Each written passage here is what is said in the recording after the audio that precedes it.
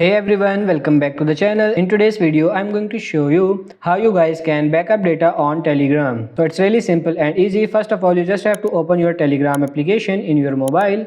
And then after that, simply click on these three bars in the upper right corner and then click on this settings. And in settings, you have to tap on this data and storage. And then just make sure that your background download is turned on.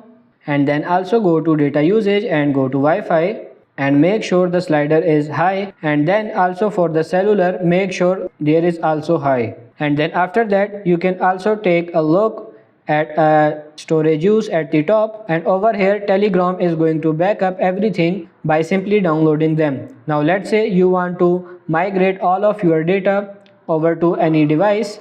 It's very easy. All that you need to do is simply log into your Telegram account into another device, and then from over there you can basically download all of your data from your chat and it's gonna be there. So that is how easy it is. I hope this video was helpful. If it is, like it and subscribe to the channel. Thank you.